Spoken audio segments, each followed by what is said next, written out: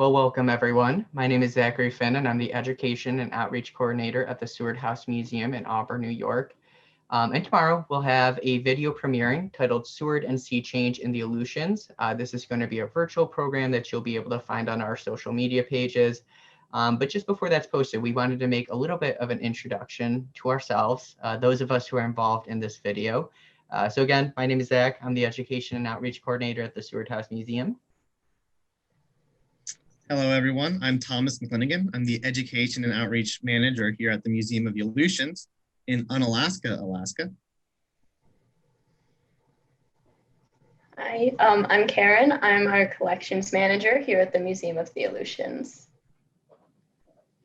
Awesome. So tomorrow's video, I think, is going to be a really unique program, and we really hope everyone who has a chance to check it out enjoys it.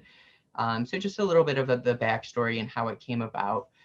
So of course, this is March, where most of our programming features pretty heavily into Seward's Folly, or rather the purchase of Alaska.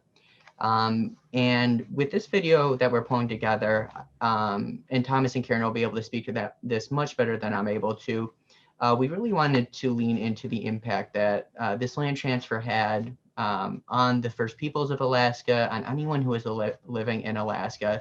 You know, when Seward signs the Treaty of Cessions in March of 1867, this is an act that has broad implications across the country and in many ways internationally as well. So our hope was with this video, we could really look at the political jockeying that Seward is involved with in Washington, D.C., and then look at the ramifications, the implications that it has 4,000 miles away in Alaska. And as I mentioned, Karen and Thomas can speak to those ramifications much better than I can. So I'll turn it over to them. All right. So when Zach first approached us about creating this video, we really had two main thoughts. The first thought is that here in the Aleutian Islands is not a part of the country that many people are familiar with. Many people, when they think of Alaska, think of mainland Alaska with the mountains and wolves and deep forests and all sorts of things, just not here. Instead, we are that little island chain that goes out into the Pacific. And as I said, not many people are familiar with the history of the islands and really what's happened over the course of, thousands of years. So one, we wanted to give everyone a good introduction to the islands and to the history of the islands. And two, we really wanted to highlight the native peoples of the Aleutian Islands, the Ununga people. And we wanted to give you an overview of the history and how decisions made both in Russia and in the United States really affected people locally, even though they had no voice in decisions that were being made thousands of miles away. So you'll notice that our video is created in 3 parts. The first part is run by yours truly. And I really talk about the early history of the Aleutian Islands going up until the decision is made in Washington, D.C. And that's where I pick up. Yeah. Sorry, go ahead, Zach. Sorry.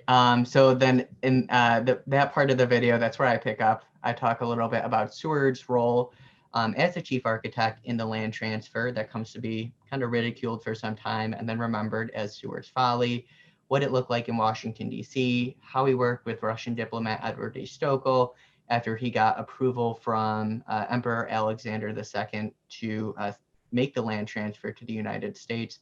Again, just what those political dealings, what those decisions made in Washington, D.C. by Seward exactly looked like. And then Karen picks up with the aftermath.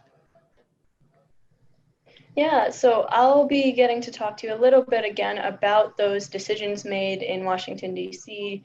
and in Russia and how that affects the Unungan people. But I'm going to be looking more after the purchase of Alaska and that land transfer there.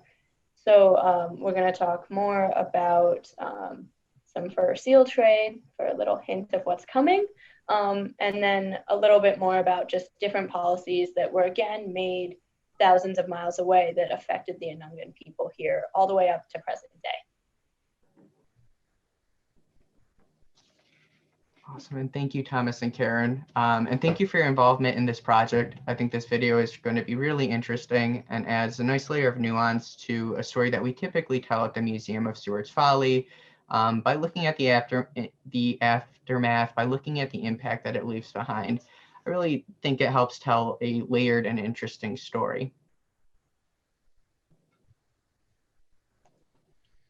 Yeah, and I'll also just add a quick thank you to the Stewart House Museum for approaching us for this video. In this time of COVID, when everyone is trying to get online, trying to expand their platforms, it can be hard for us out here in the Aleutians. We don't have a fiber optic cable running all the way out here to the island. So internet can be expensive. It can be a little bit tricky to use for us just because it's very expensive. So this project is a good way for us to, one, expand our reach to the lower 48, which is an audience we normally can't, and we have trouble interacting with in general. And two, to partner with someone in the lower 48 who has a little bit more internet access to make it a little bit easier for us. So thank you again to Zach and the Stewart House Museum for reaching out. Well, folks, we hope you join us tomorrow. That video will be premiering on our social media pages at 3 p.m. Feel free to comment on this video with any thoughts, any questions, and we'll have our social media team commenting and trying to reply to those real time. So thank you, and we look forward to seeing you tomorrow. See you then.